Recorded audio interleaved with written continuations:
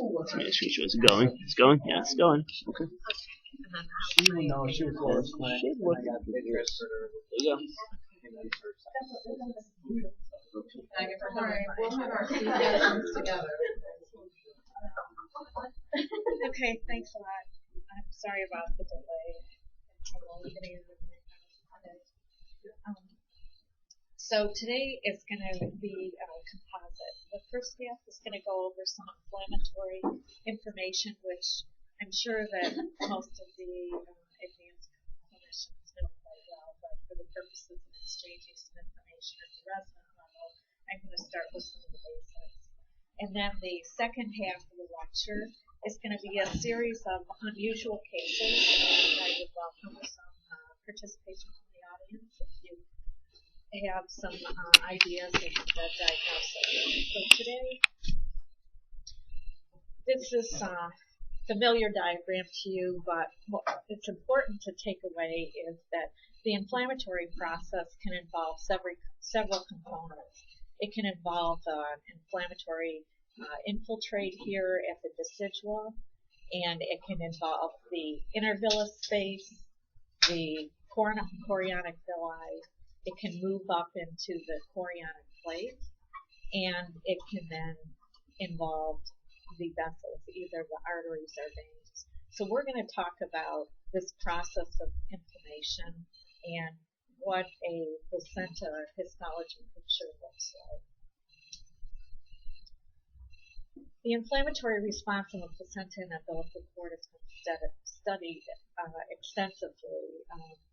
My best estimate, at very low birth weight, you can find acute chorio in about 50 to 70% of the histology specimens, and this is significantly reduced when you get to term. It's only 10 to 15%.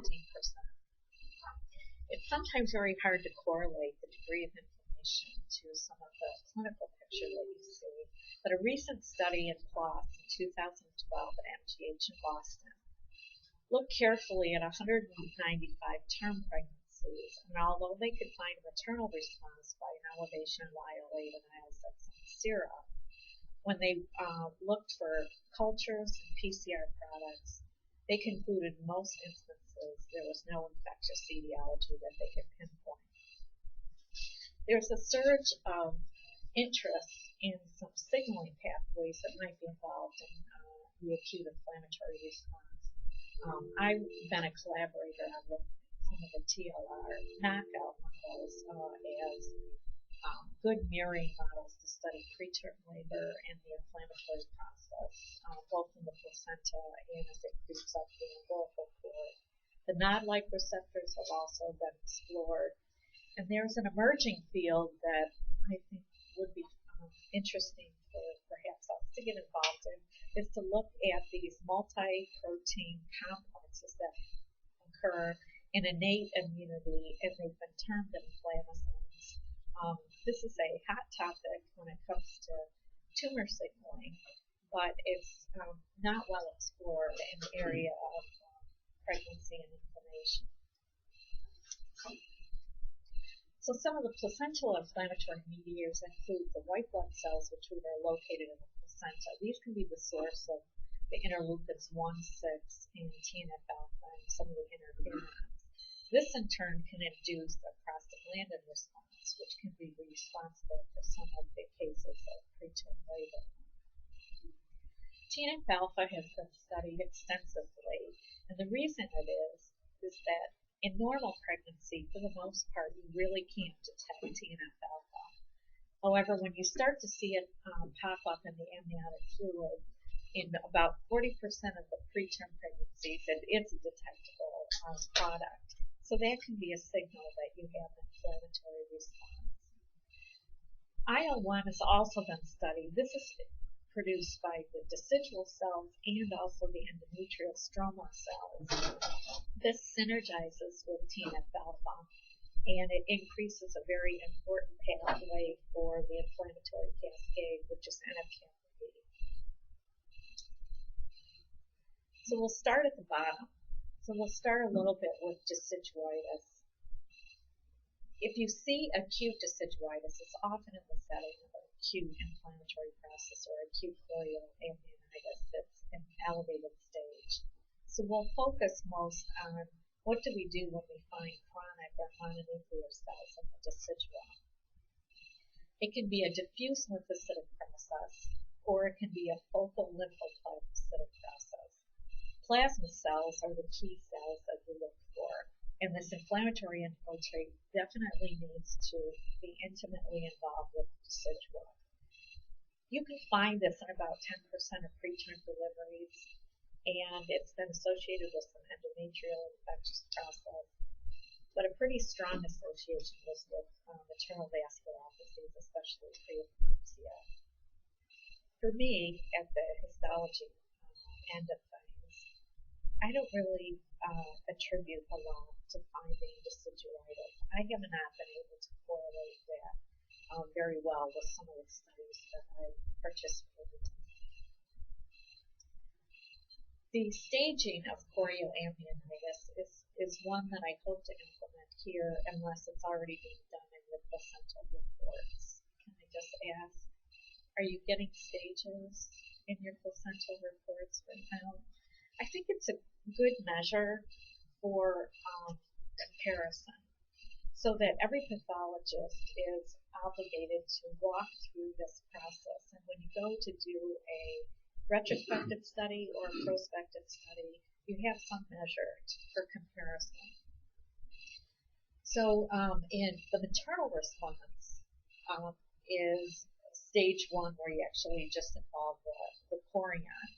And there's been a timetable that's more reproducible of the maternal response. Fetal response is highly variable, and it's hard to label in terms of timing. So for the chorion, it's less than 12 hours. As it moves up into the amnion, it's 12 to 36 hours. And when you start to have a necrotizing process in cell death, it's usually not present for greater than 36 hours. You can move it into a more chronic picture if you add histiocytes. So the acute process has a neutrophil infiltrate. As soon as you add a mononuclear cell, a lot of lymphs are histiocytes when you're into a subacute or chronic. In the fetal response, it's a progressive process. But one thing that we need to keep in mind is labeling where the inflammation is in the cord. Is it predominantly in the vein, or is it predominantly in the artery? Because that tells you a little bit about the process of the inflammatory process. So in stage 1, you have the chorionic vessels that are involved. And remember, the chorionic vessels, this is the target for a entity, the fetal thrombotic vasculopathy, the FTV. This is considered a continuum. So if you have a defect at the chorionic level, then you often get a thrombotic process. And this is supposed to be a fetal response. And this can recur in subsequent pregnancy. Stage 2 is the umbilical process. It starts in the vein and goes to the artery. And when it starts to get outside the vessel and involve the adventitial, then that's considered the highest stage. And just like in the maternal, when you get into the chronic, in addition to having mononuclear cells, you have a true pneumocystis. So you guys get where are you looking at? What type of section are you looking at? Are you looking at full thickness? We're looking at a full thickness. Side, the maternal side? Right, we're looking at a full thickness. So you can imagine that it's such a small area, and the relationship to any kind of process is going to be important. So what I instruct the residents to do is, for instance, if you cut, every CM you should cut and look at the surface and see whether or not you have anything going on with the fetal or residual surface. Your representative section of the pathology you see at the bench should be in one section, but you need to take one section away from any pathology. Now it's up to the resident how far away it is from the pathology. If it's contiguous tissue, then you could be swayed that you have more abundant infarct, more acute inflammation. So I ask them to be at least a section away, so at least 1 cm away from your grossly recognized anomaly. the other thing that happens is that I find that it's easier for the residents to take a quick little section at the edge. And the edge is actually not a good representation of what's going on because that's where some of the fibrin tends to collect and where you start with thinning of the foramen. So I ask them to stay more central if it's possible. And the position of that section in relationship to the cord is important. So you can imagine that if somebody says from the College of American Pathology, I want you to take a 500 gram disc and pick 3 areas that are about, a quarter of a cm thickness. It's highly variable, and that's why whenever you're going to do a prospective study, my suggestion is that we took a picture and we made a map and put all the important things and we drew it into your sections. Because a good study is taking it at the site, at the interface, and the lesion, just like we did with the tumor. That gives you the whole picture. So it's hard. It's hard to retrospectively go back. I think that's why there's not much in the way of correlations that I'm working on in terms of p-values, because it's so random. This is just a little picture just to show that you can start looking at that interval of space, and then it just marches up into the brain, and then it involves gives you things in stages. And in some instances, people then go into stage 4 and actually have appetite. So here, if things are going well, it's bland. There really is no inflammation. The amnion and foramen are intact. There's not a lot of vessels, fibrin. And this is what happens in more like a stage 2. Here you can see there's a reaction of the amnion. They're no longer lined up. There's fibrinous debris. There's a neutrophilic infiltrate. And then this is a higher grade, which is the intensity. So now you have more of a transmural process. In addition, you often see some vascular changes because the inflammatory process is now invading some of the walls that activate the endothelium, triggers the phoretic system, and then you start to get thrombosis. And here you can see this would be labeled as the maternal response, whereas the fetal response would be in the vein or in the artery. And here you can see that you have a hard time discerning the lining endothelium because a lot of it is not lifted on, and the inflammatory process is starting to actually walk through and splay open the vascular smooth muscle cells. So one of the things that I think is a good take home is when you look at the inflammatory process in the cord, it really doesn't tell you the inciting organism except one time. And I think exceptions are important to register. This pans out almost all the time. Peripheral myositis. So instead of the inflammatory process being hugging the vessels, being close to the wall, this likes to be on the edge. And so this is way on the edge of the cord. This would be where the vessels, and this is the diagnosis. Whenever I see this, if I hunt, I find the separate, when I do this stuff. So other than this lesion, the inflammatory process doesn't trigger any other differential events. So is that body surface? Yes. Yeah, I'm sorry. When I had somebody take this picture for me, I should have had it. So this would be where your 3 vessels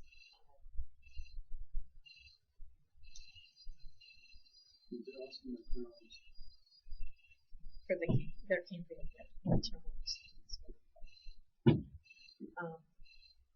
Here is just a fetus that you can see a few of the things that might give you a hint that you have an inflammatory process going on. Sometimes you have a little bit of hyperemia that's asymmetric, but other than that, there's not much in the way of a tip-off. that you are going to find this. So this is a balloon, and there's no doubt that there's been a response in each and every space. Airspace is a collection of colleagues. And sometimes it can be very subtle, so it's important to look at several sections of the lung to make sure that you're not getting the fetal response.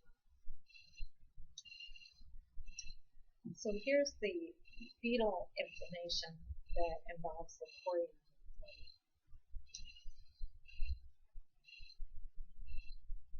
So the maternal inflammatory responses can happen throughout pregnancy, but when you try to record the fetal inflammatory response, it's hard to document in less than 10 weeks of age. In the preterm placentas, the vessels of the chorion plate can be involved, especially in earlier gestation. It would be labeled as a stage 1. But like I said before, it's considered kind of a sequence of events that's been validated by some investigators, including Redline, that the vein comes before the artery. So when we get rolling with some of the placenta reports, I'm hoping that all of this information can be included in your pathology diagnosis, and it might be helpful for future studies. So vein would be stage 1, and you move into the artery. And when you involve the artery, this is a time where some studies have been able to correlate with an increase in fetal cytokines. So the term phenocitis, although it's used all the time, it doesn't really denote what vessel is being targeted. And here's an answer to your question. This is the ideal section. But you can imagine if you have an hydroptic, right, you can't fit it in. You have to divide it. So here's your chorionic vessels. These should be open and patent. And from our other lecture, remember I told you that these are vessels that we pay attention to, and you can feel when there's a thrombotic vasculopathy. They become cord-like. It doesn't require really the histology. And here's the procedure. And this is the process that will be those cord-like structures. So you have a strong response in terms of vascular smoothness of cell hyperplasia, and growth factors that stimulate that are like fibroblast growth factor. And here you can see it's very hard to see the lumen. The blue is the inflammatory process, and it looks like you might have the start of a little bit of itis of attachment of the top. And here you have just the rip-roaring vasculitis. So it's just like any other vascularity that you would have outside of pregnancy. As soon as the vessel is attacked by inflammation and is up to the endothelium, there's an increased risk of thrombosis.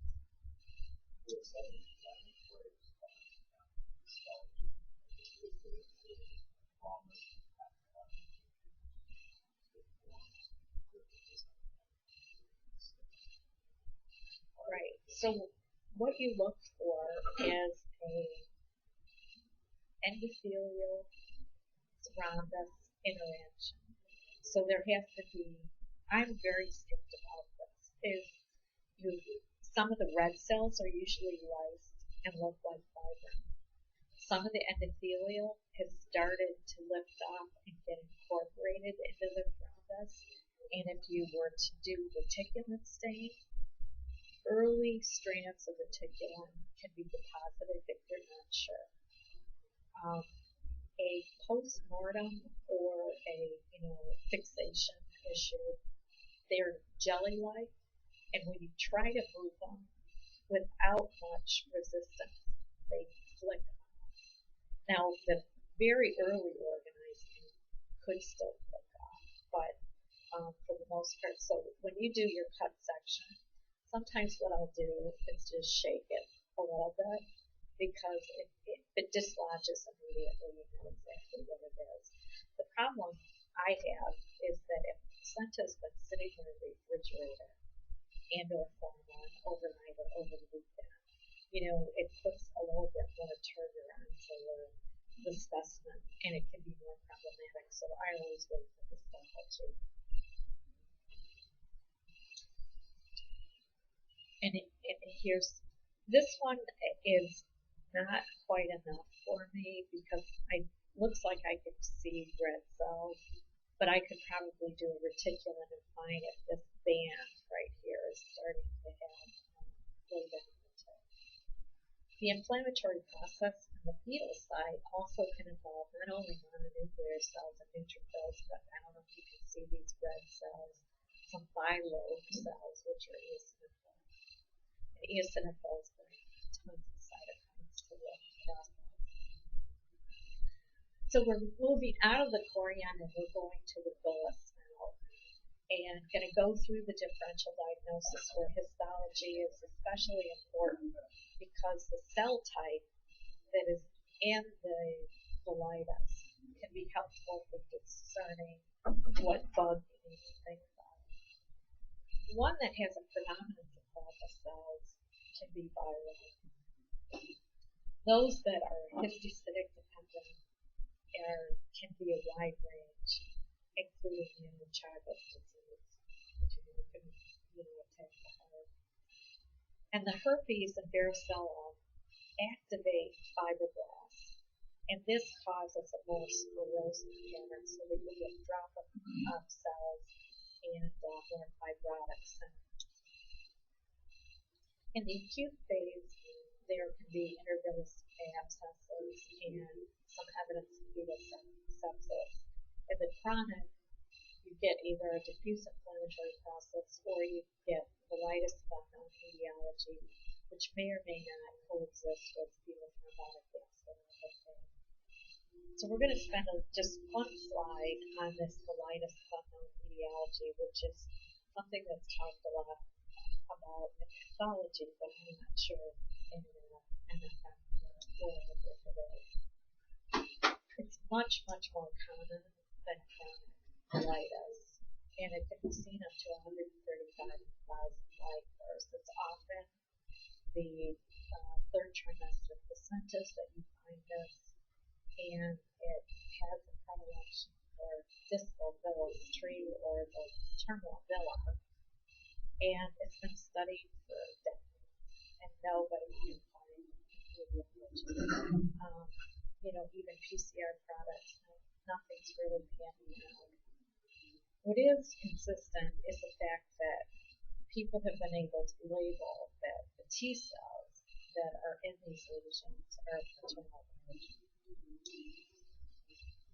So here's an inflammatory process where you can see there's mononuclear cells, there's a mix of a few eos, so this would be labeled as chronic colitis and probably some intervillous fibrin. Here's another instance where here you can see the trophoblastic lining, and the tip off here under the low power is that you've got rough edge, two cellular, and a fibrin coat around it. It would be a chronic colitis. There can be a maternal response, which is between the villi. The acute intervillositis can either be idiopathic or if it's associated with an abscess, it can be Listeria or Campylobacter. If it's mononuclear, it can be both the colitis of unknown etiology, it can coexist with that, chlamydia, or if it's predominantly histocytic. This one is important. You can have recurrent IUGR or IUFD. I saw this a lot. Where there was an unexplained IUFD, I would look at the placenta, it would be a histocytic enterocolitis or villositis, and we would go back to other placentas, and sure enough, that lesion would be there every time. And so that is something that I'm hopeful that we can comment that there's either no evidence of histocytes or there's evidence of histocytes so that you can know that going into the next pregnancy. I'm not sure, do you have that diagnosis very often?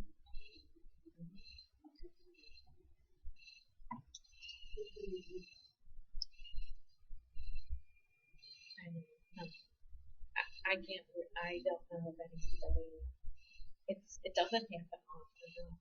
No. I just from my own experience, I would say I have followed about a dozen cases, and everyone was myelin. Nothing similar. When you look at all the organs and see, yes, there was a fetal inflammatory response, there was the neutrophils in the lungs in some of them, but nothing that was, indicating in terms of this is a pattern. So, not helpful. Certainly something that should be studied. And here you can see the process where you have too many cells in between the villi, usually associated with some bitterness debris. And this is that lesion, the histocytic. I don't know if you can appreciate, but these are not lymphocytes. There's too much cytoplasm. And you can see the shape of they have a tendency to be convoluted. See this kind of kidney beans shape? That's the signal that you have a histocytic process. If you have any doubts about that, there's certainly a lot of immunohistochemical markers that can help you discern that cell type. I think most pathologists will sign out with that. Then I'm going to cover just two cases that I have some really good pictures on, and just highlight CMV and Parabol. CMV can be seen, about from the literature I was able to explore, up to about 4% explosive first time. I was quite surprised that they're reporting in the U.S. 40,000 babies born each year with CMV. Certainly something that could be a source of a lot of studies. Luckily, 90% of these don't have any active disease. However, when you look more long term, some of these babies end up getting individual problems and develop later. About 10% present with jaundice, increased LFT, seizures, rash, and about a quarter of them end up dying. And those that survive often have some of the complications that you would expect because neuro is a problem, mild retardation in CP. Mm-hmm. So for the pathologist, unlike the histocytic process, if you really suspect CMV, sometimes it's not obvious. If you look around here, you could tell that, you would label this as colitis. But it looks like kind of a mix of mononuclear cells, maybe some histiocytes, but nothing that looks striking for labeling it as CMV. So if your suspicion is high, you should ask the pathologist to do immunohistochemistry because that occasional cell will come up, and I think that can help with your clinical management. So it can get missed. It could be labeled as colitis without the typical CMV inclusion. It depends on what stage you're at. If you have an autopsy, it becomes a lot easier because usually they start to cluster together and they have the typical features so that you have the halo clearing and you have this really prominent eosinophilic inclusion of the center. And this is very common that they kind of fold to one another. And here you can even see probably survival that could be a stuff. So an autopsy, it's not a problem, but when you get just parvovirus being maintained, as we know, in this group, I think much time on that, get severe fetal anemia. And the reason that you get anemia is that it actually affects the progenitor cells, and so that it changes the half-life of the erythrocytes. It can trigger a non-hydrance of the high output cardiac failure, and this in part can be due to the cases that involve an itis and heart muscle, because P antigen can be expressed in the field of myocytes, and then the parvovirus directly affects melanocytes involved in the inflammatory process. I was able to find 2 studies just to show, what happens with the children that are in a born to a pregnancy that's positive for parvovirus. There's a pretty good study in Denmark where they looked at 113,000 children. All mothers had been tested for parvo in this population, and they were able to identify about 1,000 that were born to mothers with infected. Their conclusion, they could achieve no p-values with increased morbidity of congenital malignancy in childhood, which is quite a big difference than the earlier literature where people thought that it was a significant association with morbidity and mortality. One of the ones that I remember more is, a German study where you had 1,000 mothers with infection, and they were able to correlate the risk of death with 2 factors. One is if the infection occurred prior to 20 weeks, and 2, if there was no intrauterine transfusion at the time, they often died. Sometimes this can come as a surprise at the time of the placental examination. Here you can see that same halo, but instead of having that eosinophil inclusion, this is a more bluish. I'll show you here. In this case, you can see here's the glomerulus of the fetus. This doesn't happen often, but in this case, we're able to recover it in the fetal kidney. So this is more typical. So you can see it's a bit different. This is more blue. It has a condensation around the membrane, and it still has the halo. So this would be a parvovirus infection. Okay. That's all I'm going to do for information, and I thought I'd move to a few cases and see if people are late. Here's a twin IVF pregnancy, premature rupture at 24 weeks.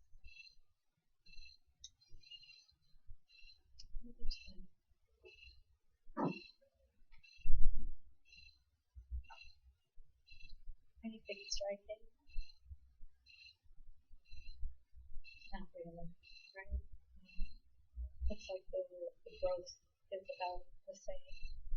I know what the diagnosis is, so I'm just going to show one subtle difference. Is that if you look at this abdominal birth, this one is slightly larger. Let's see, this is straight. This has a fullness. Something that causes a fullness in that belly.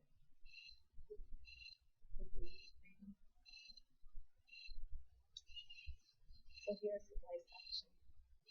The twin on the right, normal fetal ovulation, ureters are smooth, bladder fine. This is hypertrophy, a little bit of loss of the fetal ovulation. If you were to take the dimension of the longitudinal axis, which has been helpful for me to determine whether I'm on my some pathology. And here is a low power. So here the twin, this is normal. So here you can see the left edge and the cortical medullary junction. And in this particular one, anything striking?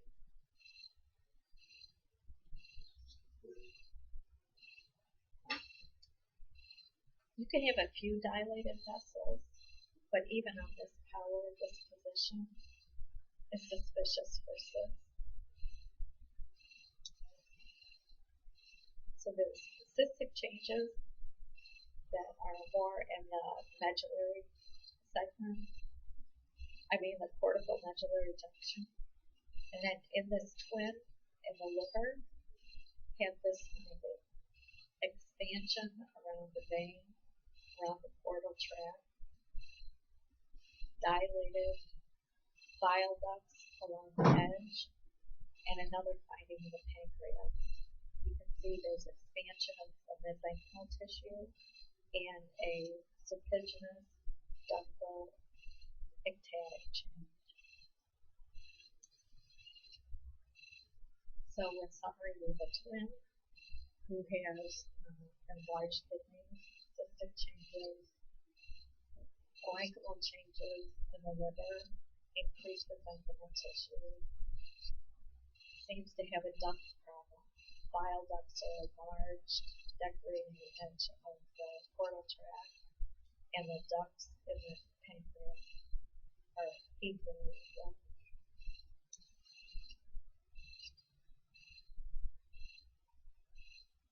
Heard of this? Unusual. It can fall into the hereditary. So the Eichmark's syndrome can also be called renal hepatic pancreatic dysplasia. The differential diagnosis would be ADPKD or ALKD. However, I'm gross. We know this is right. Did you bear? Huh? Did you bear? I don't know. I have to look it up. Does anybody else know?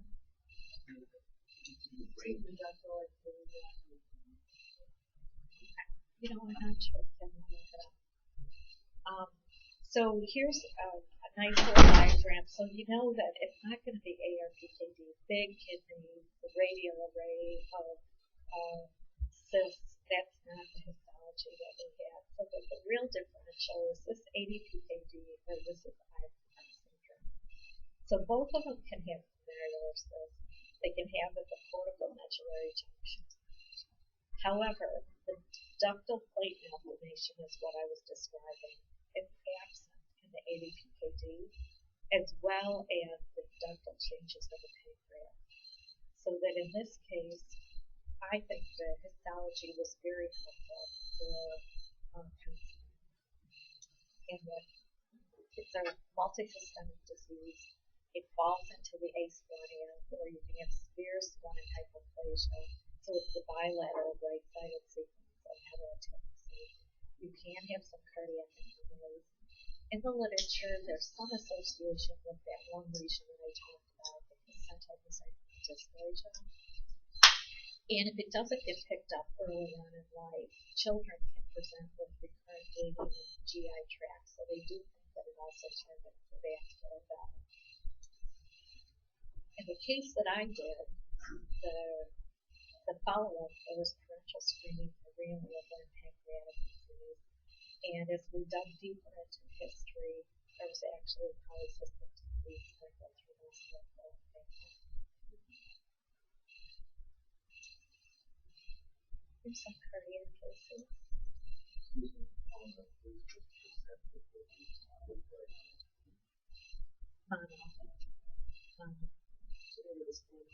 They were just I want to say that, you know what, I would need to look that up. I have a couple of these cases. I can go back to it. I've had so many cases. The liver rate of over 10,000 every year. It's just like a machine. So, this is my pitch for, I do mouse heart anomalies. So, baby, no matter what age, if it's not autolyzed, I'll figure it out. So, Is that a mouse heart? no, this is a human. This is a human heart, but without any dissection, I'll tell you what the answer is. Okay, I'm gonna walk you through what I see. Is, this is probably fair, but I've done a lot of cardiac work over the years. So I'm gonna draw this line here. So there's my son. Right? That's the first thing you can do. It's too late. You know what? It's too loud. Too loud. And the reason being is that remember the right atrial morphology is more like a dog's snoopy ear, and it causes a wide base. And so In this case, this is more like the left atrial appendage, finger-like, narrow base. You know, if you go and open up a heart on the left side, it's really hard to see the mitral valve. If you open up the right atrium, because of the wide base, you can see the tricuspid, no problem. So this is bilateral left-sidedness, atrial aneurysm, and with the left-sidedness, what do you think this one in status is? Yeah, if you have, the way I remember it is left, bilateral left, L, Holland. So, and the other one is the other one. So, okay. Here's another. Several things wrong.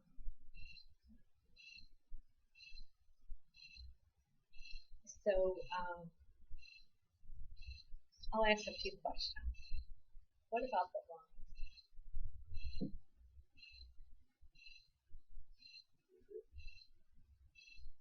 Small. Small lungs.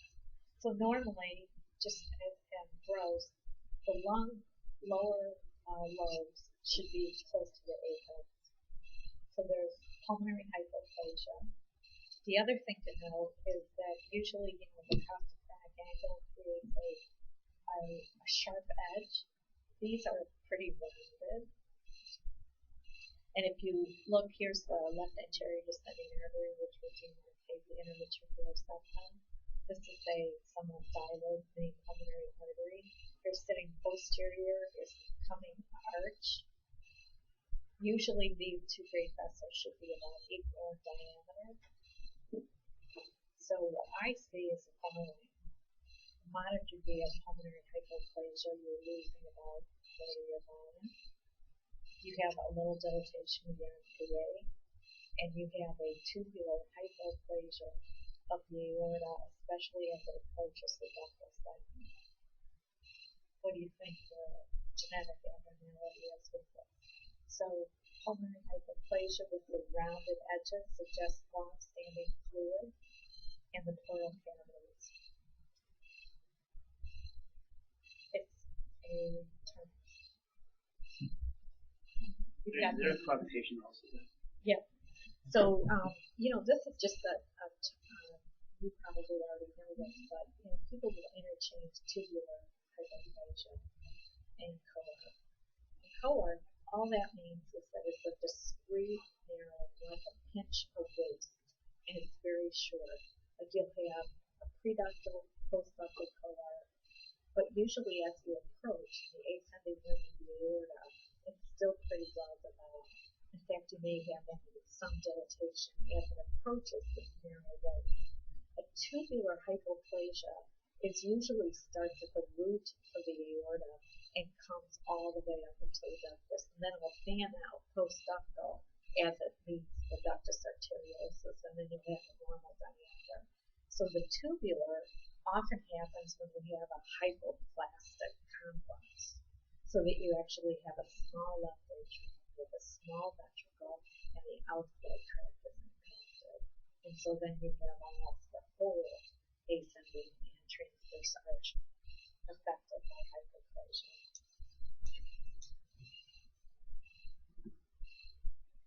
Small heart.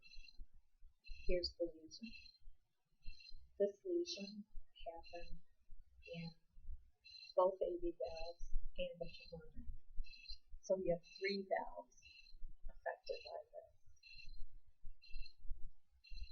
Thickened, nodular, a little bit of white over here, suggesting that there's jet lesions or some chronic regurg. So that usually tells you that there's some problem competency of the valve. Polyvalvular disease. Autosomal dominant has all the things that you're aware of. It can also present with some edema, some problems with lymphatic flow, polyvalvular. Good indication that the PTPN11 that includes the shift to affects about 50%. And the mouse model that's available is a helpful for studying. This is a really hard case for me for a lot of reasons. So this is the term lifelong infant. In the delivery room, there was acute onset of respiratory distress, breathing, rapid deterioration. Everybody was on the scene. The heart did not respond at heartbeat. It was just trailed off, is what was told to me. And here's the case.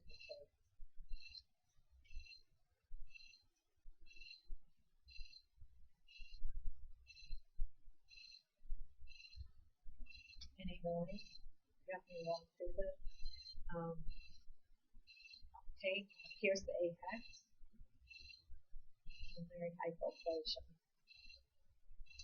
Broad diameter to the heart. Here's an engorged left anterior descending artery.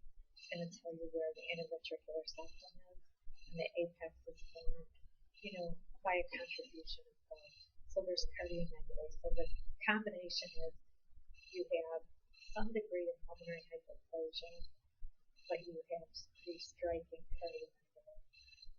The fact that you have a broad diameter here suggests that you have biventricular dilatation, may or may not have a problem with the septum.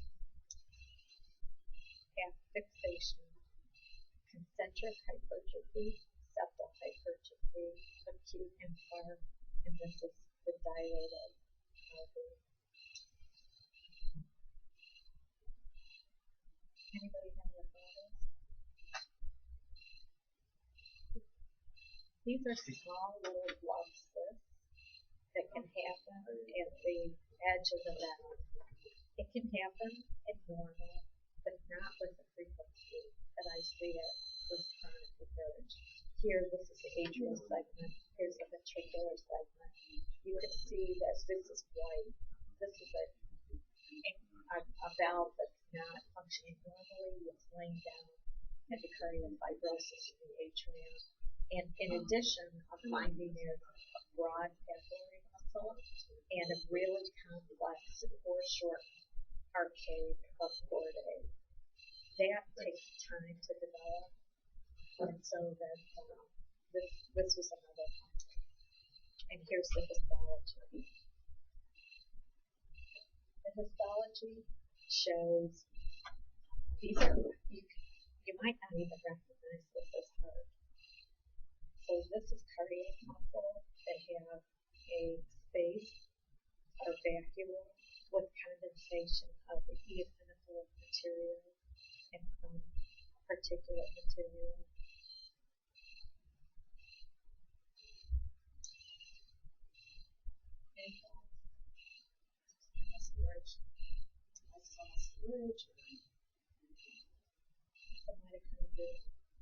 So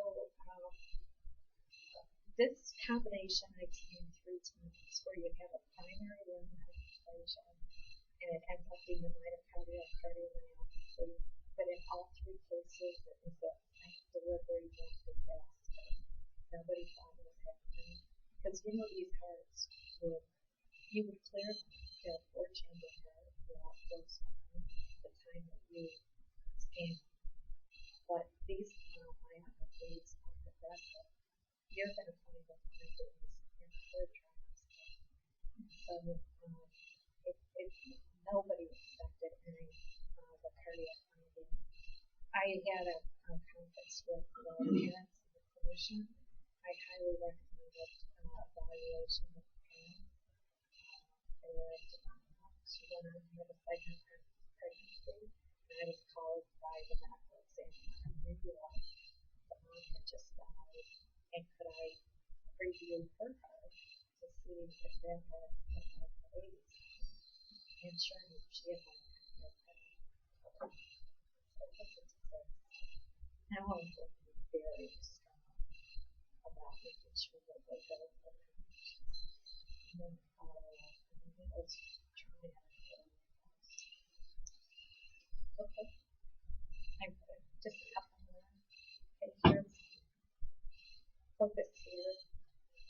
lesion.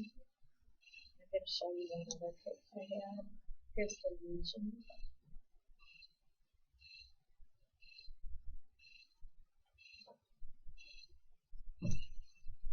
Any thoughts?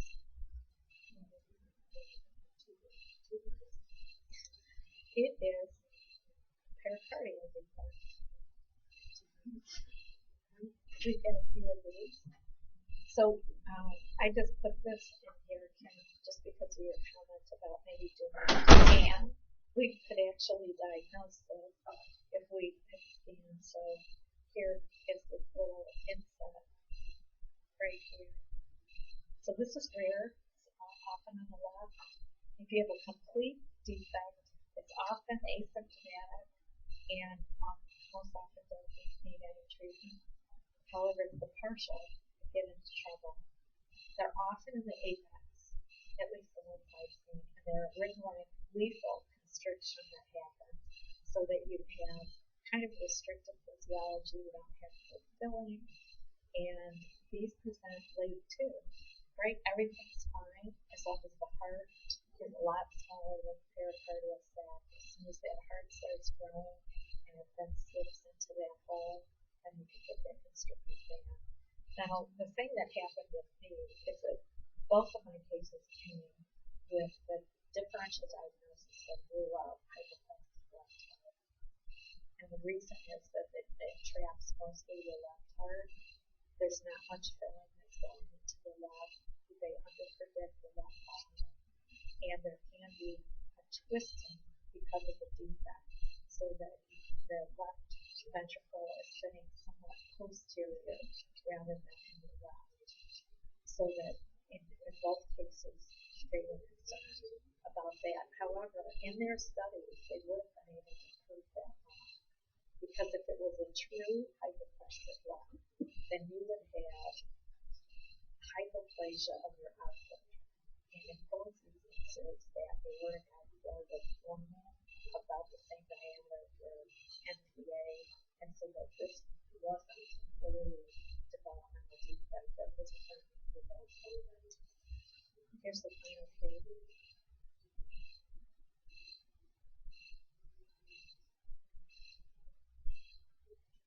What do you think this is?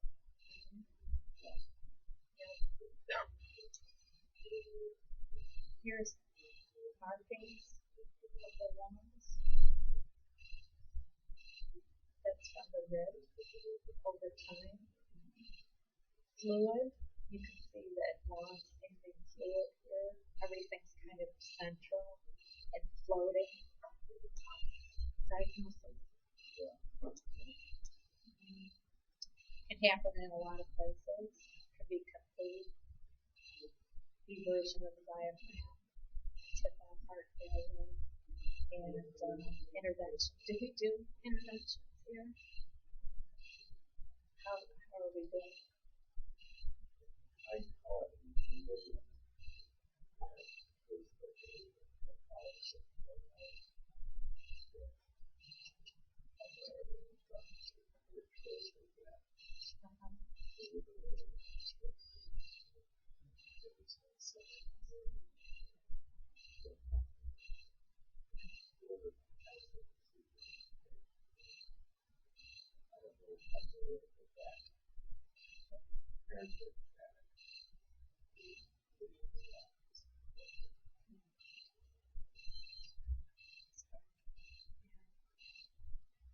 Thanks for your attention. Sorry it was late.